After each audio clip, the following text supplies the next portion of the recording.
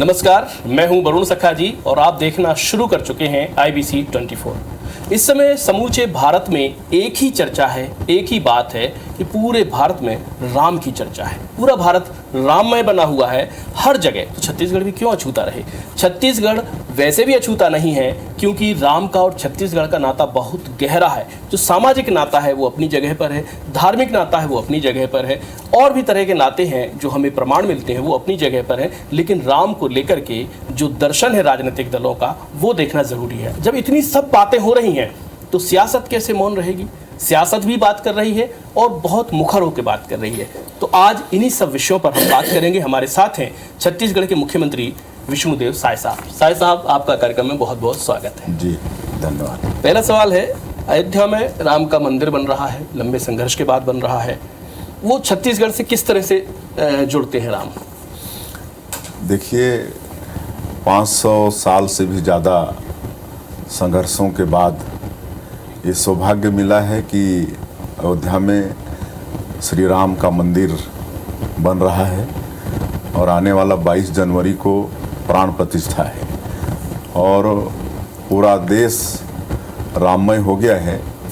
लेकिन हमारा छत्तीसगढ़ में ज़्यादा उत्साह है। जी। ज़्यादा उत्साह इसलिए है कि छत्तीसगढ़ भगवान राम का ननिहाल है। माता कौशल्या यहीं पैदा हुई थी, इसलिए भगवान राम को छत्तीसगढ़ वासी अपना भांजा मानते हैं। और जब 22 जनवरी को मंदिर की प्राण प्रतिष्ठा हो रही है तो छत्तीसगढ़ वालों को दुगुना खुशी भी है और उत्साह भी है। जी। और पूरे प्रदेश में वातावरण राममय है। लोग अलग अलग जगह मंदिरों की सफाई कर रहे हैं, भजन कीर्तन कर रहे हैं। यहाँ छत्तीसगढ़ से 3000 टन सुगंधित चावल भेजे हैं। 22 तारीख को उसका भोग वहाँ पर लगने वाला है। सब्जी भेज रहे हैं। यहाँ से हमारे डॉक्टर्स जा रहे हैं वहाँ राम भक्तों की सेवा के लिए। तो इस तरह से मतलब एक गहरा जुड़ाव भगवान राम से छत्तीसगढ़ का है। जी हाँ, आपने जैसे कहा 3000 टन चावल यहाँ से जा रहे हैं, सब्जियाँ जा रही, तो मुझे एक चौपाई याद आती है रामचरितमानस की, बड़ी प्रासंगिक है। आप ही ने इस विषय को छेड़ दिया कि जब राम जी चित्रकूट पहुँचे तो चित्रकूट में देवता आए, सारे लोग आए और उन्होंने अपनी अपनी पीड़ा उनको सुनाई। क्योंकि भगवान है, जैसे आप मुख्यमंत्री हैं तो लोग आपको पीड़ा सुनाएंगे, तो उनको उन्होंने पीड़ा सुनाई। तो भगवान राम ने उस पीड़ा को सुनने के बाद उनको आश्वासन दिया ठीक होगा।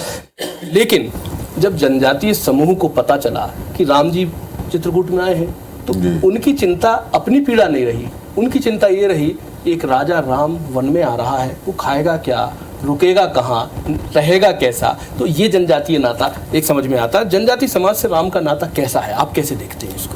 देखिए, जनजातीय समाज से मैं स्वयं भी हूँ और जनजातीय समाज बड़ा उदार, सेवाभावी और बड़ा सरल हृदय का होता है।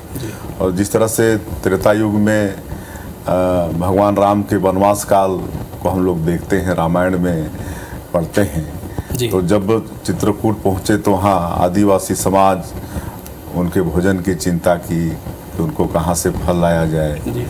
उनके पेट की चिंता वनवासियों ने की। उनको रहने के लिए कुटी बनाने का काम आदिवासियों ने किया और उनको और क्या सुख सुविधा हो सकता है, सबकी चिंता मतलब आदिवासी समाज किया उनका। और आज स्वभाव भी वैसे ही आदिवासी समाज का। आज भी अगर उनके यहाँ कोई अतिथि आ गए तो जिस तरह से हमारे देश में और वेदों में है कि अतिथि देवो भव, तो उसको आदिवासी समाज पूरी तरह से मानता है। जी। जनजातीय समाज से एक रिश्ता और जुड़ता है छत्तीसगढ़ का, स्पेशली राम जी से, कि राम जी अपने वनवास के दौरान छत्तीसगढ़ के विभिन्न मार्गों से निकले थे। जी। इस पर आपकी क्या? देखिए, 14 वर्ष के वनवास काल में अधिकतम वर्ष रामचंद्र जी ने छत्तीसगढ़ में बिताए और इस दौरान अनेक जगह पर गए। और जहाँ तक आदिवासी समाज से जुड़ाव का मामला है, सबरी माता जो वर्षों से भगवान राम के इंतजार में अपने कुटिया में पड़ी थी और वहाँ पर भगवान राम गए। भगवान तो भगवान थे, वो जानते थे कि कौन उनका भक्त है, कौन उनको बुला रहा है। और सबरी माता के यहाँ गए तो इतना वो भाव विह्वल हो गई कि उनको खिलाने के लिए बेर रखी थी जी। और उनको कहीं खट्टा बेर ना मिल जाए इसलिए चक चक के मतलब मीठा बेर भगवान राम को खिलाती थी और खट्टा बेर फेंक देती थी और भगवान उसको आनंद के साथ खा रहे थे। ये भी नहीं समझी, इतना वो प्रेम से अभिभूत हो गई कि भगवान को जूठा बेर नहीं खिलाना चाहिए, ये भी नहीं सोची, लेकिन वो सोचती थी कि भाई खट्टा बेर उनको नहीं चला जाए। तो इस तरह से सबरी आदिवासी समाज से थी, तो इतना जुड़ाव मतलब भगवान राम का आदिवासियों से था। बिल्कुल सही आपने कहा। साहिब साहब, शबरी माता का प्रसंग आपने उठाया, तो शबरी माता के एक प्रसंग में एक बात और आती है कि दुनिया में जो 9 तरह की भक्तियों की बात की गई है, वो अगर माता शबरी ना होती तो वो शायद दुनिया पर 9 भक्तियों के बारे में पता ना चलता, लोग भ्रमित होते कि हम भगवान को कैसे प्राप्त करें। वो 9 भक्तियाँ जो हैं उस पर भी आपसे जाएंगे।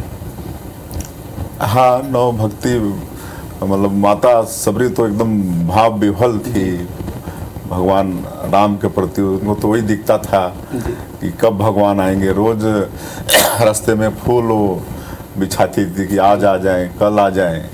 और एक दिन भगवान राम को असीम प्रेम अपने प्रति देखकर आना ही पड़ा सबरी माता के चरणों में। तो ये है कि भाई अगर भगवान को हम सच्चे मन से याद करें तो कभी ना कभी भगवान को भक्त के दरबार में आना ही पड़ता है। जी साहिब साहब, जनजाति समाज का बड़ा योगदान है। लोग कहते हैं कि राम को राम बनाने वाला कोई समाज है तो जनजाति समाज है, राम को राम बनाने वाला कोई प्रदेश है, कोई क्षेत्र है, कोई लोग हैं तो छत्तीसगढ़ के लोग हैं। क्या कहते हैं? हाँ, जैसे मैंने कहा कि 14 साल के वनवास में अधिकतम समय करीब 10 वर्ष उनका छत्तीसगढ़ के अंदर वनों में उनका बीता। और इस समय जो रावण से लड़ाई उन्होंने लड़ी तो कोई मतलब बड़ा सेना, कोई तोप तीर ऐसे नहीं, वनवासियों का सेना का उन्होंने गठन किया, वनवासियों का। और वनवासियों के सेना के बदौलत उन्होंने रावण को हराया। और जो समुद्र में राम सेतु का भी निर्माण हुआ वो भी वनवासियों ने तैयार किया। तो इस तरह से मतलब राम को अधिकतम सहयोग करने वाला समाज ये मतलब आदिवासी समाज है। जी साहिब साहब, मौजूदा समय में जो हम देखते हैं राजनीतिक माहौल को भी, समाज को भी, तो राम के दर्शन को कहाँ पाते हैं? राम का दर्शन कैसे सबको लेकर चलने वाला है? जी बिल्कुल, राम सबको लेके चले। 14 साल के अपने वनवास काल में कहीं आदिवासियों से मिले, कहीं निषाद राज से मिले, कहीं नाविक से मिले, छोटे बड़े सबको गले लगाए, दुश्मनों का संहार किए। और जो सच्चाई में थे लेकिन दबे कुचले थे उनको संबल भी प्रदान किए। और आज हम देखते हैं तो हमारे देश के जो यशस्वी प्रधानमंत्री नरेंद्र मोदी, वो भी सबका साथ, सबका विकास और सबका विश्वास, इसको ध्येय वाक्य बनाकर काम कर रहे हैं और सभी वर्गों के हित की वो चिंता कर रहे हैं। और आज पूरे देश का हर वर्ग का विश्वास उनके प्रति में बढ़ा है। जी, मतलब सबका साथ, सबका विश्वास, सबका विकास जो है वो राम उसके नाम है। जी राम। यानी कि जो अभी आपकी सरकार काम कर रही है उसके ऑब्जेक्टिव में राम राज्य कितना है? जी बिल्कुल है।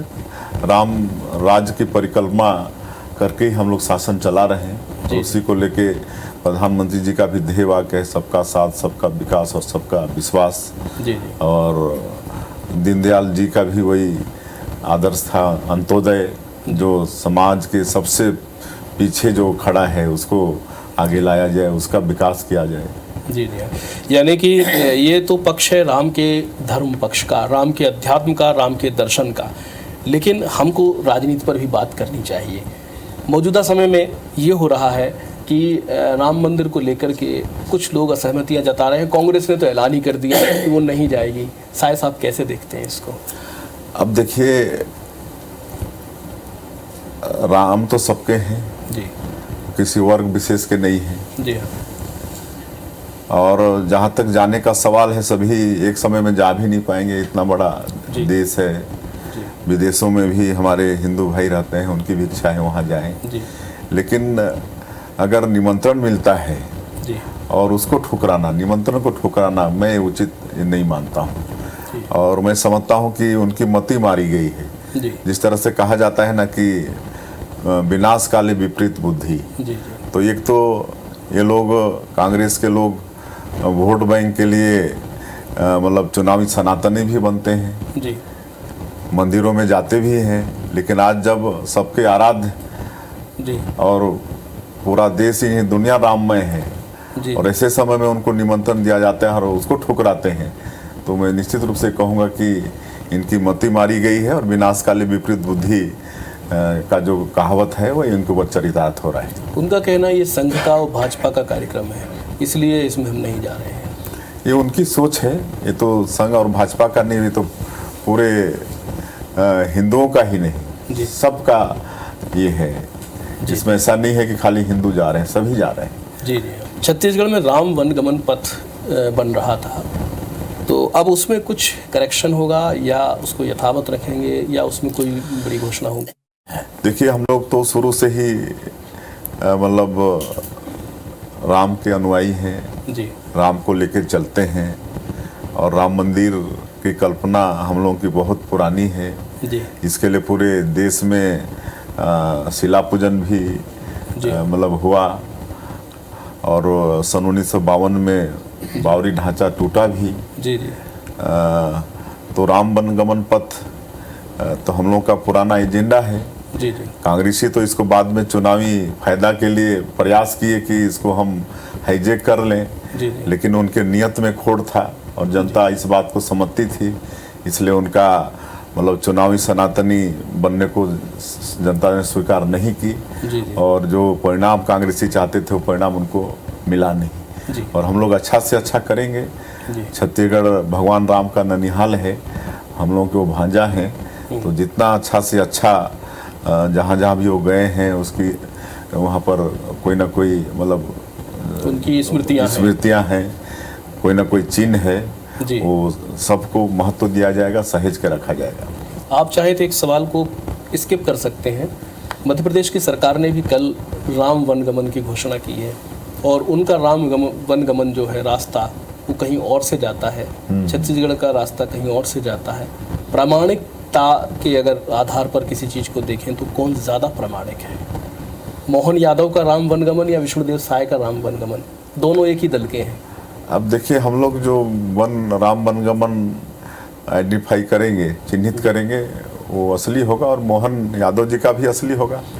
राम सबके हैं, इसलिए राम सबके हैं। महाकाल लोक बनना, राम राजा कॉरिडोर बना, उड़ीसा ने भी कॉरिडोर की शुरुआत की है, आप बहुत भव्य शुरुआत हुई है जगन्नाथ मंदिर की। तो छत्तीसगढ़ में भी हम आने वाले दिनों में इस तरह के कॉरिडोर्स देखेंगे और वो कौन से हो सकते हैं? बिल्कुल बिल्कुल, हम भी राम कॉरिडोर का यहाँ पर निर्माण करेंगे और वो सब चिन्हित करेंगे। उसमें अभी होमवर्क हम लोग का शुरू नहीं हुआ है जी, लेकिन निश्चित रूप से राम कॉरिडोर का निर्माण करेंगे। विष्णुदेव साय जी के व्यक्तिगत रूप से हम देखते हैं तो राम का दर्शन, राम का विमर्श, राम की पूजा पद्धतियाँ, राम के तमाम आयामों को वो किस तरह से समेटते हैं अपने व्यक्तित्व में, अपने कृतित्व में? देखिए, एक तो मेरे पिताजी का नाम भी श्री राम प्रसाद था जी, और शुरू से ही, बचपन से ही भगवान राम हमारे लिए आराध्य थे जी, और राम राज का जो कॉन्सेप्ट है भगवान राम ने ही जी, दिया और रामायण में ही पूरा राम के चरित्र का वर्णन है कि कैसे रिश्तों के लिए जिया जाता है, कैसे त्याग किया जाता है, कैसे अपने से बड़ों का आदर सम्मान किया जाता है, कैसे माता पिता के वचनों का पालन किया जाता है, सब रामायण में है। और रामायण के आधार पर जो आदमी जीवन जीना सीख गया, मतलब उसका मानव जीवन बिल्कुल सफल हो गया। तो कहीं ना कहीं मैं भी बचपन से, जो कि हमारे पिताजी भी भगवान राम की पूजा करते थे, तब से हम देखते सुनते आए हैं और पूरी तरह से भगवान राम हमारे दिलों में बैठे हुए हैं और हम उन्हीं का अनुसरण करने का प्रयास करते हैं। जी जी। 22 जनवरी को छत्तीसगढ़ की तरफ से क्या क्या, किस तरह के कार्यक्रम है और लोगों से क्या अपील करेंगे? देखिए, 22 जनवरी तो एक ऐतिहासिक दिन है और ये दिन हमारे देश के इतिहास में स्वर्णाक्षरों में लिखा जाएगा, क्योंकि अयोध्या में श्री राम मंदिर की प्राण प्रतिष्ठा है। और हमारे यहाँ तो जैसे मैंने पहले कहा कि क्योंकि हम लोग भगवान राम के ननिहाल वाले हैं तो ज़्यादा खुशी है और तरह तरह के आयोजन यहाँ पर हो रहे हैं। जितने भी मठ मंदिर हैं सब जगह पूजा अर्चना। 21 तारीख की रात को हर घरों में मतलब दीप प्रज्वलित करना, भजन कीर्तन, कहीं रामलीला, और जितने भी मानस के संगठन हैं पूरे प्रदेश के अंदर वो सब अपना मतलब मानस का पठन पाठन ये सारा मतलब कार्यक्रम मतलब जो भी कर सकते हैं वो छत्तीसगढ़ के अंदर में करने वाले हैं। और मैं स्वयं सबरी नारायण में रहने वाला हूँ। माता सबरी का जो वहाँ पर जगह है शिवरी नारायण मैं स्वयं रहने वाला हूँ। जी।